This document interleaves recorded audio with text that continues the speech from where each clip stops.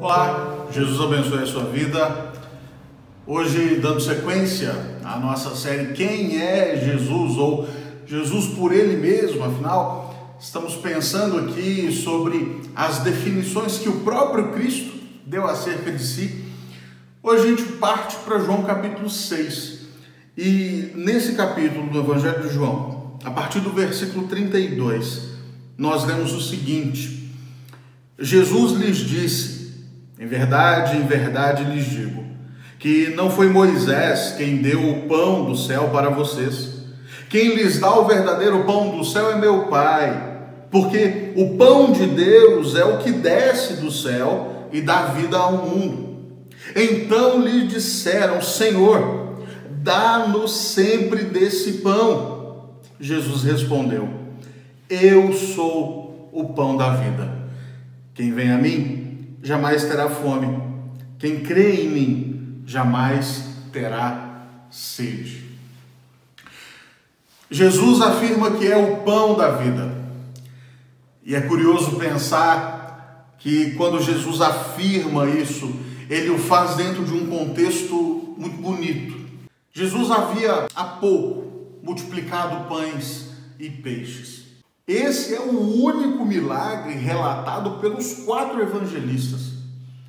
Os 4 entenderam, por certamente inspiração do Espírito Santo, que era importante que isto marcasse o relato de cada um deles. O fato de Jesus não ter abandonado uma multidão faminta. O fato de Jesus não ter desprezado uma multidão faminta.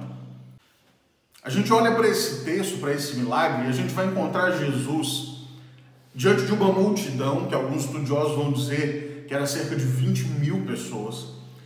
E Jesus começa testando a fé de Filipe. E pergunta a Filipe: quanto que a gente gasta para alimentar esse povo, hein? Será que dá? A pergunta de Jesus direcionada a Filipe tem um porquê. Filipe era das proximidades de Betsaida. Portanto, era muito provável que Filipe soubesse o valor dos alimentos daquela região. Então, perguntar a Filipe era muito lógico. A resposta de Filipe foi: olha, nem com 200 denários a gente consegue alimentar esse povo. 200 denários não dá. O denário era o salário de um dia. E alguns estudiosos vão dizer que era mais ou menos a conta de alimentar uma família durante um dia. Se você considera que tem 20 mil pessoas ali, realmente a conta de Filipe faz todo sentido. Nem o dinheiro de 200 dias de trabalho, mais de meio ano, mais de 6 meses de trabalho, nem o dinheiro de todo esse tempo de trabalho seria suficiente para alimentar aquela multidão. Tem muito mais gente ali do que tinha condição de ter dinheiro para alimentar. E aí, de repente, aparece André. Aparece André com uma provisão aparentemente muito mirrada, muito pequena. 5 pães e 2 peixes, e aí a gente já conhece o restante da história. Jesus toma aqueles poucos alimentos, alimenta aquele povo, multiplicando pães e peixes até sobrar abundantemente. Jesus não faz aquele sinal à toa. Os sinais do Evangelho de João têm muita ligação com o que Jesus vai dizer logo depois. E aqui acontece isso mais uma vez. Jesus opera o seu 4º sinal no Evangelho de João e agora ele vai dizer: Ele é o pão da vida. Ele é muito melhor, muito mais poderoso, mais importante, mais necessário do que aquele pão que ele deu para as pessoas alguns momentos antes. Aquele povo fica deslumbrado quando Jesus diz que tem um pão que é o pão que vem de Deus, o pão que desce do céu, diferente daquele maná do deserto que alguns poderiam associar. Não, é um pão único. É um pão completamente novo, que eles não conheciam. E então eles querem: Senhor, nos dá desse pão. Nós precisamos. E aí é que ele diz as belas palavras: Eu sou o pão da vida. O que essa palavra significa para nós? O que essa identificação de Jesus significa para nós? Dentro de todo esse texto há algumas lições importantes. Antes de chegar propriamente ao pão da vida, eu quero que você considere em primeiro lugar que o nosso Senhor sempre se compadece de um povo que precisa de cuidado. Quando a gente vai para o texto, nós vamos encontrar, então, Jesus erguendo os olhos e vendo que uma grande multidão se aproximava, disse: onde compraremos pão para lhes dar de comer? Esse texto, relatado por Marcos, mostra-nos com muita clareza o que está acontecendo no coração de Jesus. Ao desembarcar, viu Jesus uma multidão e compadeceu-se deles como ovelhas que não têm pastor.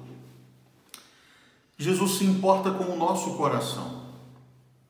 Jesus se importa com o que se passa na nossa alma. Jesus se interessa não apenas pelo nosso exterior, mas pelo nosso interior. Jesus sabe se compadecer e sabe tratar-nos da maneira como precisamos ser tratados. Um segundo princípio importante desse texto é que, antes mesmo de nós termos o problema, Jesus já tem a provisão e a solução para o problema. Quando Jesus pergunta para Filipe: Filipe, o que dá para fazer? Como que a gente vai alimentar esse povo? Jesus não está querendo uma resposta padrão de Filipe. Jesus esperava uma resposta de fé, mas essa resposta não veio. Jesus então vem com um princípio, um mandamento: olha, a gente precisa alimentar esse povo. Filipe aparece com um problema: a gente não tem dinheiro para alimentar esse povo. Aí Jesus vem com uma solução: beleza, deixa comigo. Tim Keller vai dizer que se você for até Jesus, ele pode pedir a você bem mais do que a princípio você havia planejado, mas ele também pode te dar infinitamente mais do que qualquer coisa que você jamais ousaria pedir. Portanto, vá até Jesus. Vá com o seu problema, vá com a sua crise, vá com a sua ansiedade, vá com as suas lutas, vá com a sua dor, vá com os seus desafios, mas vá. E vá confiado de que Jesus pode sim trazer a solução. Por fim, é claro, não poderia deixar de mencionar o que Jesus afirma acerca de si: eu sou o pão da vida. Jesus não apenas provê o que nós precisamos para viver, Ele é o que nós precisamos para viver. Às vezes a gente fica tão ansioso pelas coisas que a gente deseja, pelas coisas que a gente busca, que a gente quer. A gente fica tão absorto nos nossos próprios e terrivelmente gananciosos problemas, que muitas vezes nós criamos, que acabamos por nos esquecer que Jesus é tudo que a gente precisa, que Ele é o bastante, que Ele é suficiente para mim e para você. Crer nessa verdade, confiar nessa verdade é profundamente libertador.